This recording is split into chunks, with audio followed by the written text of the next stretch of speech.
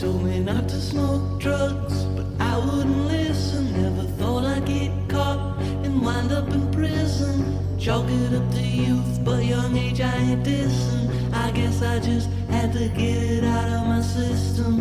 Out of my system.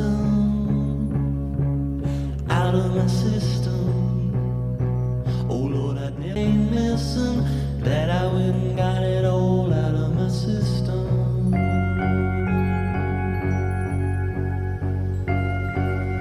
And welcome to Uncarcerated. I'm Lee Scott. I'm your host each and every week as we take you on deep dives into people affected by the criminal justice system. You're joining us for part 2 of my conversation with Kevin Scott of Community Spring and Just Income GNV. In part 1, we talked about his experience in the world of recovery and the criminal justice system. In part 2, some of his experiences coming out of prison, some of the support and lack thereof that he faced. As we continue this conversation, we open up talking about the entry into prison and the shakedown process by the corrections officers, leaving you completely dehumanized. As we peer into the window of what the prison experience is like, talking to Kevin Scott of Community Spring and Just Income GNV, right here on Uncarcerated. That whole rigmarole that they put you through, where they're screaming and yelling and they make you get naked, they know that nobody is sneaking contraband in. You've been in jail forever. It's making you naked is a complete dehumanization tool. Oh, yeah. It's a way to just make you know who's in charge. I remember getting to ACI, and the first thing they tell you when they get off the bus, well, you can fuck, fight, or check in. And I was like, fight? I mean, like none of those sound... Is there ice cream? This menu is horrible. What the fuck? Yeah. The first thing I did when I got to Lake Butler is I got out on the rec yard and I'm going to pass. I pass. I got a Klondike bar from the... they had canteen on the rec yard. And I got a Klondike bar, and I remember that first phone call to my mom. I go... Well, I finally answered the question of what you would do for a Klondike bar. Apparently the answer is 5 years. Yeah. Oh, that's fucking great. Did you see... You were at Orlando also? Well, I was accidentally, but I went into Lake Butler, but I also went through Orlando. Yeah. This was terrifying to me. There was, what do they call them? Like the melon heads or something like that? So like there was like several people that had this condition that I saw in Orlando, where like we had all been in some county jail before going there. It was like central processing. So a lot of people had not been in sunlight for extended periods of time. Right. So then like you get to prison and you were forced like you will be outside. Yes. Like you're going to go mandatory rec. Right. So people were out there, hadn't had the sun on their body for a long time. And their fucking heads would swell, and they'd have these like almost like Mars attacks, looking like crazy swollen heads. And I was like, what in the world? There were like, I must have seen, I don't know, 5 or 6 guys like that there, and it was like, I mean, that's like dangerous. Like, that's like an unhealthy amount of like sun poisoning, right? And like they had like these crazy like giant craniums, and I was like, those guys are super smart.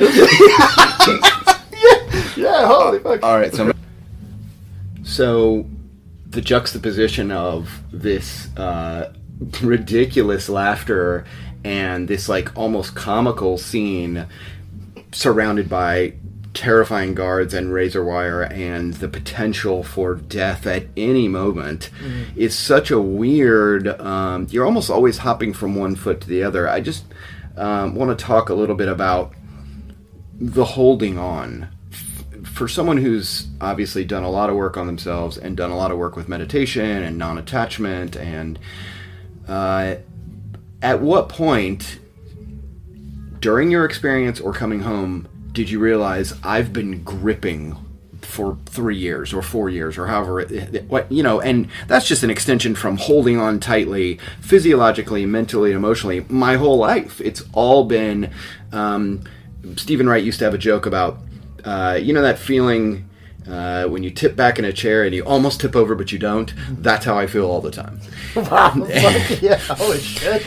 And I remember hearing that as a kid and going, oh yeah, this guy knows me. This is what I always feel like. And prison was just the ultimate manifestation of my fear and my terror of abandonment and loneliness, and prison was the only place that I could end up because that was how I already felt. Man, dude, you're saying it all.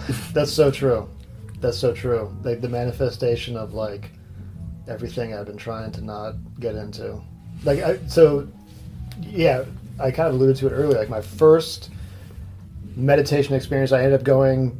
I was in Orlando, went through that whole chaotic slaughterhouse fucking processing plant type thing, and I got shit out to my permanent camp, ended up there, and like I saw on the calendar of events there was a thing called Buddhist meditation, which had always like fascinated me in some way. Like that thing I talked about earlier, like I always like respected people or like revered people that were like able to like really be pure and present. That to me just seemed like the path that called to me, and I could never quite get there. You know, I didn't know how to do it or was too afraid to do it or whatever. But so I went to the chapel, went to this thing called Buddhist meditation, didn't really know what I was getting into, and it was very formal. It was like a Zen lineage that was being practiced there, and it happened to be a day when like their outside volunteers were there, so there was like people like wearing some regalia had come in from this like Zen group on the outside. Anyway, so they like, I had no idea what was happening. I was just kind of like going through doing what the next person was doing, and they went through some like ritual, they rang some bells, and like meditation began. Like the silence came into the room. Which in prison is so valuable. Oh I remember God. my first job in prison had a little warehouse, and before we went out on the DOT squad, you could sit in there for like half an hour, and it was just totally quiet. And guys would try to strike up a conversation, because you always have like that early morning guy who after chow is like ready to go. He wants to, I do not want to talk to you before 9 a.m., But I just, the silence was what I coveted so much, Yeah. Well, yeah, so... Yeah, this particular day there, like the silence began, like meditation began, and like it took, just a few seconds to realize like, oh fuck this, I hate this. Like I was like, I can't do it, and like looked around, and like everyone was just like sitting in silence, and stillness, and I was just like, what in the fuck is happening in here? And like there was just so much noise between my ears, and I was like I want to leave. I was like, I think I'm just gonna get up and leave. And I was like, can I leave? Am I allowed to leave? Like I'm in prison. Am I gonna be tackled? Like if I walk out of this room, like in the chapel, like can I go? Like I was trying to like figure out, and I was like I just gotta get out of this room. I gotta get out of here. And like I realized like if I get to the other side of this door, I'm gonna be on that side of the door too. And I had like a thought. I'm like, oh okay. I'm like, where can I go that I'm not? And I was like, oh my God. I was like, did you catch what you just consciously thought? Where can I go? That I am not. And I was like, I'm trying to get away from me. And I was like, and like it hit me like, I was like, that's your whole life, Kevin. Like this is fucking everything. Like this is not just like prison. This is not just, like this is your question. Like this is the root of everything that's been going on. Yeah. And I was like, holy shit.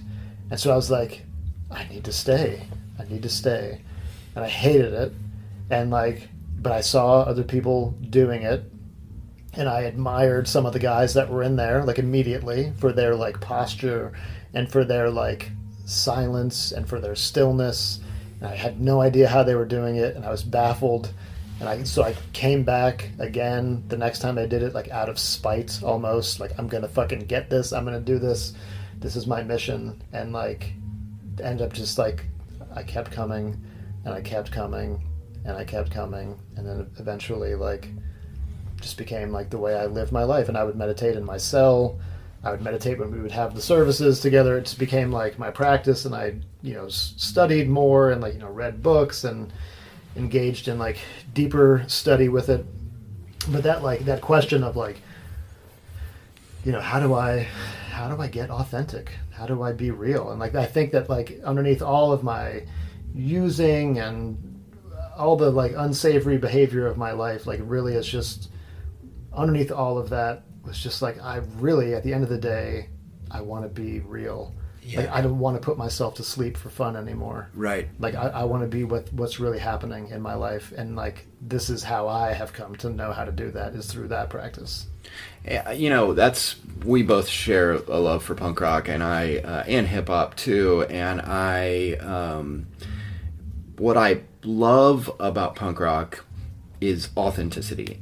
It's that way with any music. If I think a band has gone in and they are recording it, like I tell you, the worst kind of music is that new metal, the stuff that is like radio alternative, like Hoobastank, Stone Sour, that kind of shit. And it's because I know that they were like, hey, some fat kid in Arkansas hates his mom, and we write this song, and he's gonna eat it up. There is no authenticity to it. Yeah. And it's funny because the thing, like you're talking about, admiring people who are straight edge, and the thing that I admire so much was the thing I couldn't find in myself. I really love authenticity in music, and I thought I was being real. I thought I was being true to the people around me and loyal, and I was living two lives. There was no authenticity. There was always some other thing I'm not going to tell you about, Yeah, And it's funny that, like, I don't want to, for a second,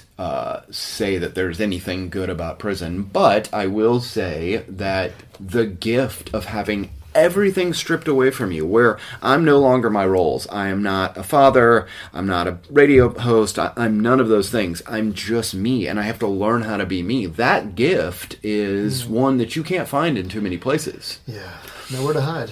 Right. And yeah, I do feel like I got brave and authentic while I was in prison. And even within the prison itself, like, as you know, there is a whole culture. There is a whole, like, way of life within the prison, like its own, like, systems, of prisoners. There's a whole, like, apparatus of, like, hierarchy and do's and don'ts and all that stuff. And, like, I made the choice to not even buy into that. Like I am going to be on my own shit while I'm here, like, because of that question of, like, this, Kevin, this is your whole fucking life. Like, right. this is bigger than the prison. This is bigger than everything. Like, this is your precious existence that's unfolding as we speak. And so, like I was like, I'm not going to, like, buy into the ways of, like, the prison even itself. So, like, I was definitely, like, kind of doing my own thing. And it was appreciated, honestly. Like, I did okay in there. Like, I looked enough of, like, rugged enough or whatever to, like, not have, like, a bunch of problems, like, I wasn't, like, a target, which was great. But I also, like, conducted myself, like, with respect. I treated other people with respect. I didn't fall into that racial shit or, like, economic stuff, like, whatever it may be. Like, I was just there for genuine people, you know what I mean? I tried to have, like, genuine connections with people, and, like, because of, like, the musical background, I ended up getting a job as, like, a rec orderly there. I ran, like, the band room. Some people on the outside were, like, generous enough to, like, donate some better musical equipment. I gave music lessons while I was in there, for free in that world where everything's a hustle. I was like, I don't care. Like, I'm genuinely here to try to, like, teach you how to play some music, whatever, you know what I mean? And just conduct myself in a decent manner, be kind to people, be generous to people. And it was, like, super rewarding for me, like, to, like, see somebody play drums, you know what I mean? Like, guy in his 50s who had never, like, played music, to see him, like, embodying something that was, like, bigger than himself, and, like, kind of, like, leave the prison for a few minutes in his mind and in his heart, to, like, connect with something bigger and better. I was like, this is fucking great. This is, like, a privilege. And I'm talking with my, the person who became my main meditation teacher.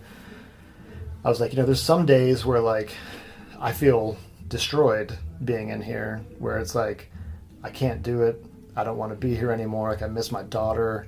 I miss everything that's happening outside. Like, I'm just, like, devastated. I'm destroyed.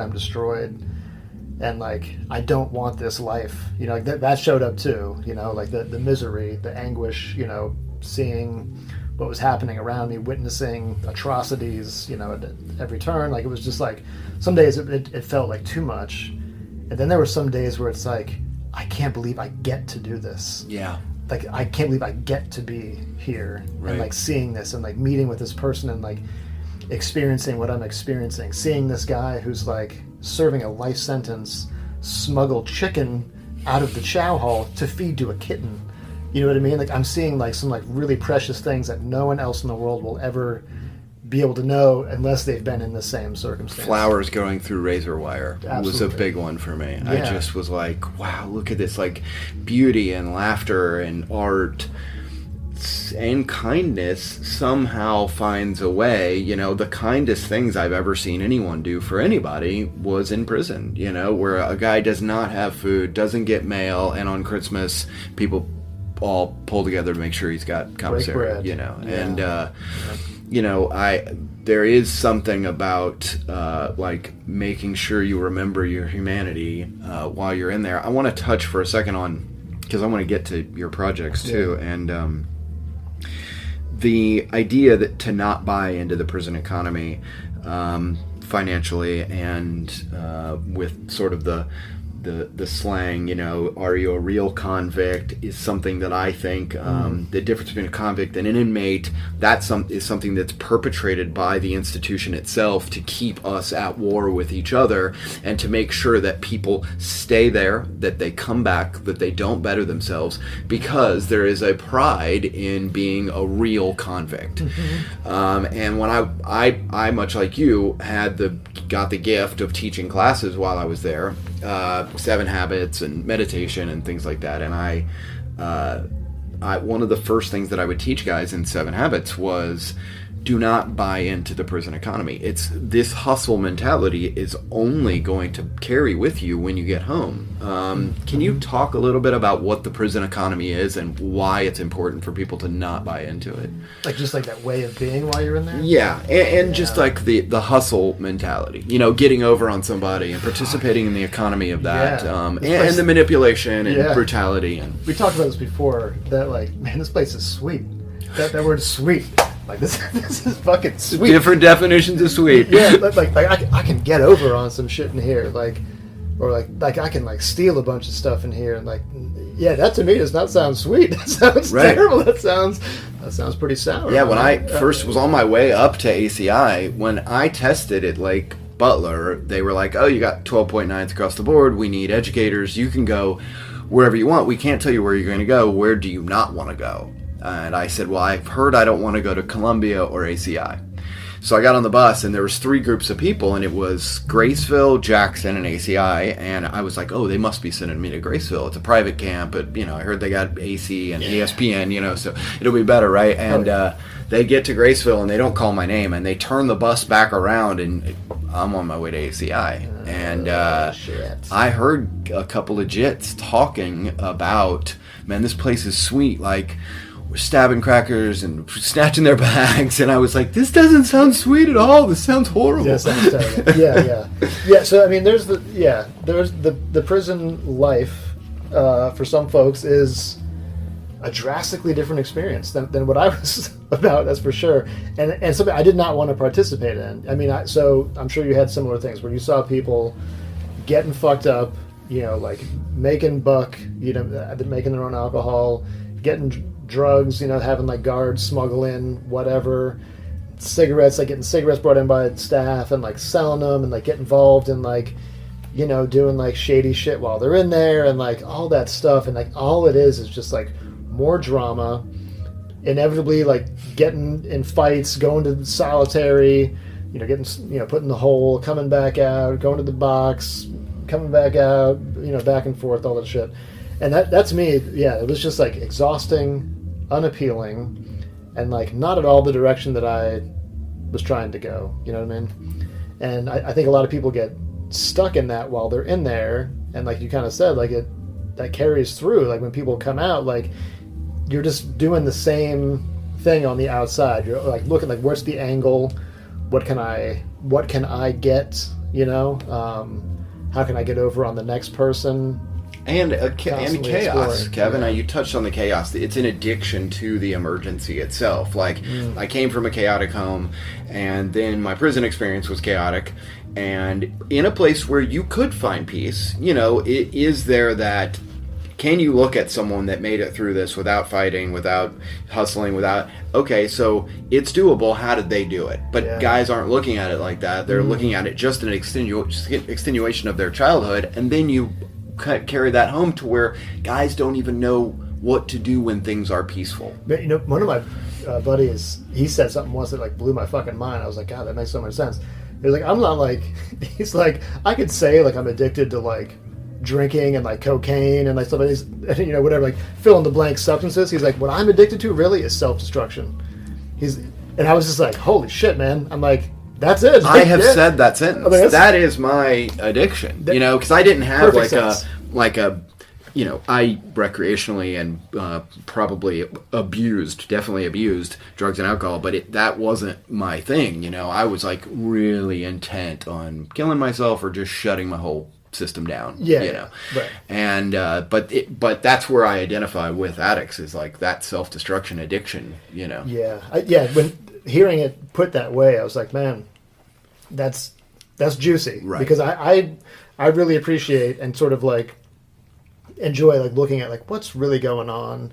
I think one of the benefits of like meditation to me is like there's like a level of clarity where you really start to like peel back some layers and like what's really underneath that, and you think like, okay, like I've seen some like source here and like what's underneath that, and like hearing that like that's something like that addiction to like chaos, self-destruction. I'm like, this is like this something in there resonates with me a lot too. There's something about that.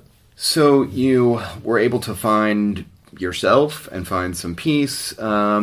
What was your early journey home like? I mean, when you came home, did you have any kind of support? Did you have to go through probation? Like, what was that like? And sort of secondarily to that, where was some gaps in the system where you just had no support at all and you were like, holy shit, like, I'm going to be right back where I was? Yeah. Probation, yes. Definitely part of the story. Support, yes. Like, friends especially. My mom, who, like, as I mentioned, like when I was younger, she was like an addict. She spent the last many years of her life clean. She got clean in the end. We actually were like very, very close at the end of her life. In particular, we were very tight. She died. We had reverse mom. Yeah. We had I'm sorry. We had 11 months after I got out. She died. So luckily I got out when I did. Had like some time with her before she passed away suddenly, actually. So sorry, man. Yeah. So I had support from her, like love, and I was married at the time as well, which went down in flames for many good reasons. But yeah, so there was some like emotional support there for sure.